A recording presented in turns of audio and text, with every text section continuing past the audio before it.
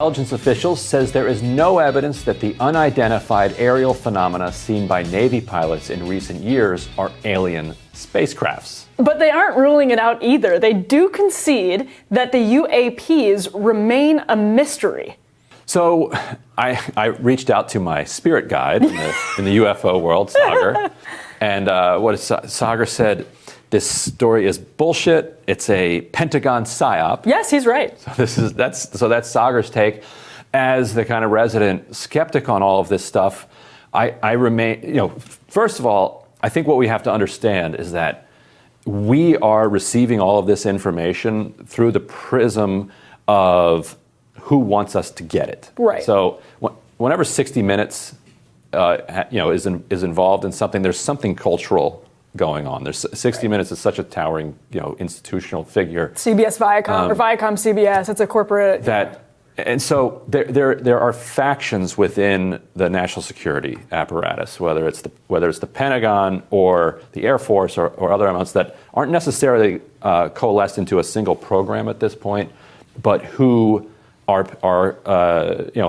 motivated to persuade us that this thing is moving. And so whenever you see quick public shifts of opinion on things, I wonder, well, who's benefiting from this, and where is this stuff coming from? Which doesn't mean any of it's untrue, but I also want to know that. I mean, what's your read on the motivation of this Pentagon report? So I'm with Sagar on this. My friend Tom Rogan, who's really well sourced on these issues, he tweeted, "This won't age well for Avril Haines. Not that they can't explain, that's fine, but if really no new conclusions, nuclear strategic interdiction, unconventional propulsion, and sensor systems, then they're playing games with the American people."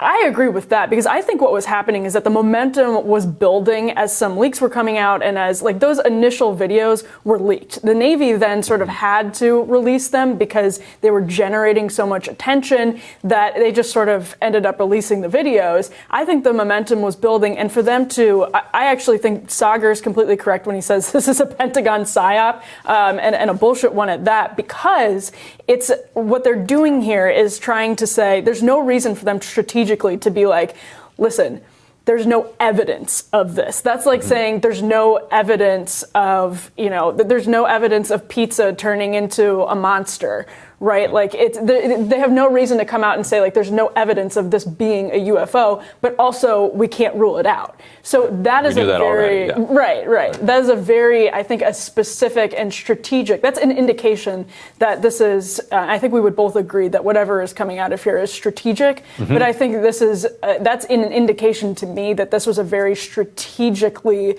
placed comment to the New York Times, and I agree very much with Tom that it will not age well. I think it's a reaction to sort of building external comments from some people who have been inside the Pentagon and working on these issues, who have been sounding the alarm. You have people like Harry Reid, who are his voice is amplifying more and more, and I think what they're doing is just trying to blunt that a little bit. Yeah, one thing that makes me nervous about some of this stuff is that it was really bubbling up, pre-Trump. Yes. You had Harry Reid, who, as you said, is somebody who's passionate about this and has invested, and got the government to invest serious money in looking at it, which then created a program, which then has its own motivation to justify itself. Yeah. Because now you have people employed by the government whose job it is to examine UAPs. And so they're certainly not going to be the ones that are going to shut down their own program, and they're going to be able to find people who have evidence of unexplained phenomena.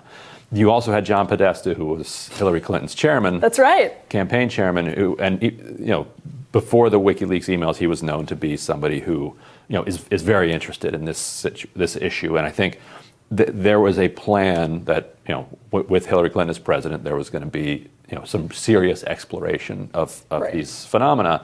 Instead, Donald Trump becomes president.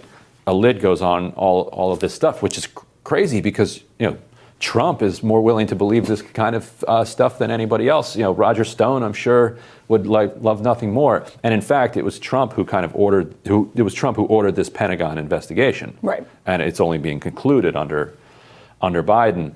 And so I just want to know more about the factions at play and what their motivations are and what they're looking at. I mean, that's my kind of bias and orientation as a DC journalist, I guess. Well, and that's the crux of everything at the end of the day, and especially when things are coming from the intelligence community. But what I would say is that they have lost their ability to sort of control the external conversation about UAPs and UFOs, because there are now so many people that have spent time in the Pentagon who are talking. There are now so many people who have spent time in our government who are talking, that this conversation is no longer relegated to the crazy hair guy on the History Channel.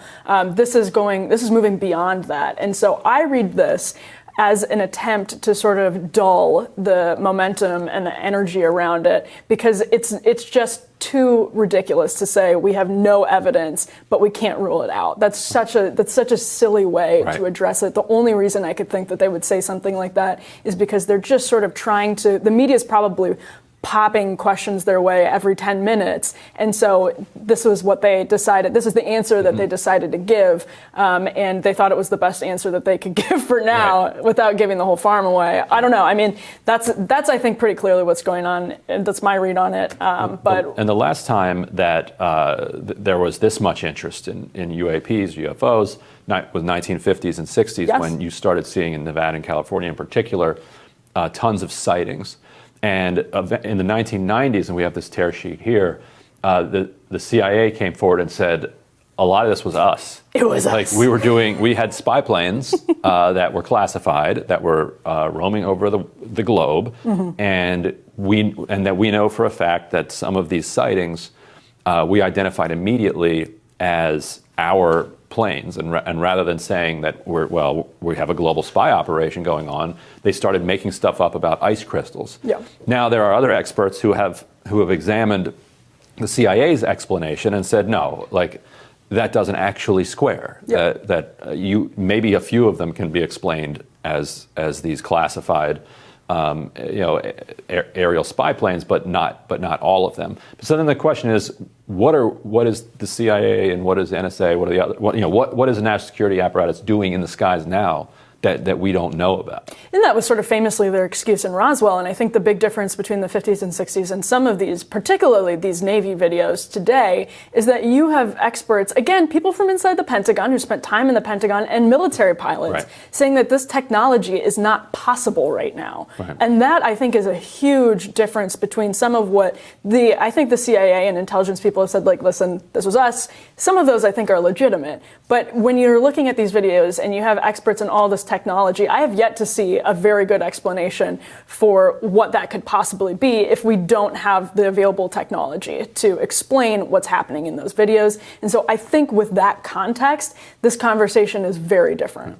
And we're still digesting this report, and next week we'll digest it further with some expert analysis.